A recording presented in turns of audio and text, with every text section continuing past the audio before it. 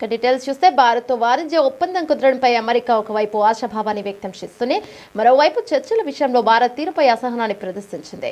ఇరు దేశాల మధ్య ఒప్పందం చివరికి ఖరారవుతుందని US treasury secretary Scott Bessent ధీమాను వ్యక్తం చేశారు.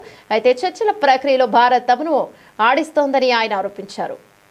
ఫాక్స్ న్యూస్ కు ఇచ్చిన ఒక ఇంటర్వ్యూలో స్కాట్ బెసెంట్ మాట్లాడుతూ అమెరికా అధ్యక్షుడు డొనాల్డ్ ట్రంప్ భారత ప్రధాని నరేంద్ర మోదీ మధ్య చాలా మంచి వ్యక్తిగత సంబంధాలు ఉన్నాయని పేర్కొన్నారు. ప్రపంచంలోనే అతిపెద్ద ప్రజాస్వామ్యం భారత్ అయితే అతిపెద్ద ఆర్థిక వ్యవస్థ అమెరికా. చివరికి మేమిద్దరం ఏకతాటిపైకి వస్తామని నేను భావిస్తున్నానని ఆయన అన్నారు. అయితే చర్చల విషయంలో భారత్ అనుసరిస్తున్న వైఖరిని ఆయన తప్పుపట్టారు. ట్రంప్ రెండోసారి అధికారంలోకి వచ్చాక చాలా ముందుగానే భారత్ చర్చలకు వచ్చింది. మే జూన్ నెలలోనే ఒప్పందం కుదురుతుందని నేను ఆశించాను, కానీ ఇప్పటికీ ఒప్పందం లేదు. వారు చర్చల ప్రక్రియను సాగదీస్తున్నారని బెసెంట్ అసంతృప్తిని వ్యక్తం చేశారు. ఇదే సమయంలో ట్రంప్ ప్రభుత్వం భారత్ నుంచి దిగుమతులపై అదనంగా 25% సుంకాలను విధించింది.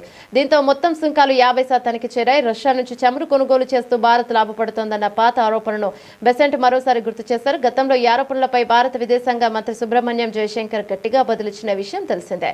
భారత్ నుంచి చమురు కొనడం మీకు సమస్య అయితే కొనకండి అని ఆయన గత వారం స్పష్టం చేశారు. ఇక బ్రిక్స్ దేశాలు రూపాయలలో వాణిజ్యం జరపడంపై అడిగిన ప్రశ్నకు బెసెంట్ నవ్వేశారు. రూపాయి రిజర్వ్ కరెన్సీగా మారుతోందని నేను ఆందోళన చెందడం లేదు అని ఆయన కొట్టిపారేశారు.